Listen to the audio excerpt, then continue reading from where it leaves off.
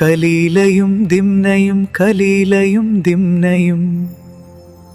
കാലം കഴിഞ്ഞപ്പോൾ ഈ മഹത്തായ കൃതിയുടെ വാർത്ത ദൂരെ പേർഷ്യയിലേക്കെത്തി. പേർഷ്യൻ രാജാവായ നൗഷർവാൻ അതിനെ സ്വന്തമാക്കാൻ ആഗ്രഹിച്ചു.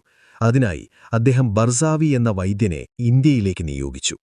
മനുഷ്യന് സൃഷ്ടിച്ച ദൈവം തന്റെ ജ്ഞാനത്തിലും കാരുണ്യത്തിലും അവനെ മഹത്വത്തിലേക്കും മാന്യതയിലേക്കും ഉയർത്തി. ഈ ലോകത്തിലെ സുഖത്തിനും പരലോകത്തിലെ രക്ഷയ്ക്കും ആവശ്യമായ മാർഗങ്ങൾ അവന്റെ ഉള്ളിൽ തന്നെ സ്ഥാപിച്ചു. എന്നാൽ ദൈവത്തിന്റെ ഏറ്റവും മഹത്തായ വരദാനം വിവേകം തന്നെയാണ്. അത് നന്മയുടെ ഉറവിടവും ജീവിതസുഖത്തിന്റെ താക്കോലും കൊടുങ്കാറ്റുകൾ നിറഞ്ഞ ജീവിത സമുദ്രത്തിൽ മനുഷ്യനെ സുരക്ഷിതമായ തീരത്തേക്ക് നയിക്കുന്ന ദീപസ്തംഭവുമാണ്. പേർഷ്യയിലെ മഹാരാജാവായ നൗഷിർവാൻ വിവേകത്തിലും ദൂരദർശിത്വത്തിലും പ്രശസ്തനായിരുന്നു. സംഭവങ്ങളുടെ അടിസ്ഥാനം കണ്ടെത്താനും അവയിൽ നിന്ന് മികച്ച ഫലങ്ങൾ നേടാനും അദ്ദേഹത്തിന് അസാധാരണമായ കഴിവുണ്ടായിരുന്നു. ഈ ഗുണങ്ങൾ അദ്ദേഹത്തെ മുൻകാല രാജാക്കന്മാരിൽ നിന്ന് വേറിട്ടു നിർത്തി. ഒരു ദിവസം വിവിധ ശാസ്ത്രവിഷയങ്ങളിൽ അന്വേഷണം നടത്തുന്നതിനിടെ ഇന്ത്യയിൽ സൂക്ഷിച്ചിരിക്കുന്ന ഒരത്ഭുത ഗ്രന്ഥത്തെക്കുറിച്ച് അദ്ദേഹം അറിഞ്ഞു. മനുഷ്യജീവിതത്തെ നയിക്കുന്ന ധാർമ്മികത, നയം, ഭരണപാഠങ്ങൾ എന്നിവയെല്ലാം ഉൾക്കൊള്ളുന്ന ഒരപൂർവ കൃതി. അത് സ്വന്തമാക്കാനുള്ള ആഗ്രഹം അദ്ദേഹത്തിൽ ശക്തമായി വളർന്നു. രാജാവ് തന്റെ വിശ്വസ്തനായ വസീർ ബുസുർമിഹിറിനോട് പറഞ്ഞു, പേർഷ്യൻ ഭാഷയും ഇന്ത്യൻ ഭാഷകളും നന്നായി അറിയുന്ന, ജ്ഞാനത്തോടുള്ള തീരാ ദാഹമുള്ള, വിവേകവും കഴിവും നിറഞ്ഞ ഒരാളെ കണ്ടെത്തുക. വസീർ വൈകിയില്ല. അവനുടൻ തന്നെ ബർസൂയി എന്ന ഒരു വൈദ്യനെ കണ്ടെത്തി. ജ്ഞാനത്തിലും വിവേകത്തിലും മികവുറ്റ ഒരാളെ. ബർസൂയിയെ രാജാവിന്റെ സന്നിധിയിൽ കൊണ്ടുവന്നു. രാജാവ് അവനോട് പറഞ്ഞു, നിന്റെ പാണ്ഡിത്യവും അറിവിനോടുള്ള ആകാംക്ഷയും ഞാൻ കേട്ടു. അതുകൊണ്ടാണ് ഈ മഹത്തായ ദൗത്യത്തിനായി നിന്നെ തിരഞ്ഞെടുത്തത്. ഇന്ത്യയിലെ രാജാവിന്റെ ഗ്രന്ഥശാലയിൽ സൂക്ഷിച്ചിരിക്കുന്ന ഒരത്ഭുത ഗ്രന്ഥം നീ കണ്ടെത്തിക്കൊണ്ടുവരണം. ഈ ദൗത്യം വിജയകരമാക്കാൻ വേണ്ട എല്ലാ സഹായവും ഞാൻ നൽകും. നിന്റെ വിജയം നിനക്കും എനിക്കും ഒരുപോലെ മഹത്വം നൽകും. അദ്ദേഹം ഖജനാവിൽ നിന്ന് ആവശ്യമായ ധനം അനുവദിക്കുകയും ജ്യോതിഷികളോട് ശുഭമുഹൂർത്തം നിർണയിക്കാൻ കൽപ്പിക്കുകയും ചെയ്തു. 20,000 നാണയങ്ങൾ കൈവശമാക്കി ശുഭദിനത്തിൽ ബർസൂയി തന്റെ യാത്രയാരംഭിച്ചു. ഇന്ത്യയിലെത്തിയ ശേഷം അദ്ദേഹം അതീവ ജാഗ്രതയോടെയും വിവേകത്തോടെയും പെരുമാറി. കൊട്ടാരത്തിലെ പ്രമുഖരെയും ജ്ഞാനികളെയും പരിചയപ്പെട്ടു. അവന്റെ സൗമ്യതയും സംസ്കാരവും ആളുകളെ ആകർഷിച്ചു. അല്പകാലത്തിനുള്ളിൽ അവൻ അവരുടെ വീടുകളിലും ഹൃദയങ്ങളിലും സ്വാഗതം ചെയ്യപ്പെട്ട ഒരാളായി മാറി. ഇത് ജ്ഞാനത്തിന്റെ തിരച്ചിലായിരുന്നു.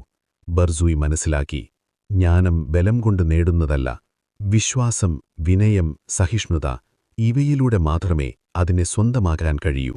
എന്നാൽ അവരിലൊരാൾ, മറ്റെല്ലാവരിലും വ്യത്യസ്തനായ ഒരാൾ, ബർസൂയിയുടെ ശ്രദ്ധ പ്രത്യേകമായി പിടിച്ചെടുത്തു. ഒരു ദിവസം ഇരുവരും ശാന്തമായി സംസാരിച്ചുകൊണ്ടിരിക്കുമ്പോൾ ബർസൂയി തന്റെ ഹൃദയത്തിലെ രഹസ്യത്തിന്റെ വാതിൽ അല്പം തുറന്നു. എന്റെ യാത്രയ്ക്ക് ഞാൻ പറഞ്ഞതിലുപരി മറ്റൊരു ലക്ഷ്യമുണ്ട്, അവൻ പറഞ്ഞു. അവന്റെ സുഹൃത്ത് ഒട്ടും അതിശയിച്ചില്ല. അവൻ ശാന്തമായി മറുപടി പറഞ്ഞു, ഞാൻ അറിയാത്തതല്ല, പക്ഷേ നിന്റെ സൗഹൃദം നേടാനായിരുന്നു ഞാനത് മറച്ചുവെച്ചത്. അവൻ തുടർന്നു പറഞ്ഞു, ഒരു വിവേകനായ മനുഷ്യനെ തിരിച്ചറിയാൻ 8 ഗുണങ്ങളുണ്ടെന്ന് നീ അറിയണം. 1. മാന്യവും സൗഹൃദപരവുമായ പെരുമാറ്റം. 2. സ്വന്തം ഹൃദയത്തെ നിഷ്പക്ഷമായി വിലയിരുത്തൽ. 3. അറിവിന്റെ ആഴം. 4.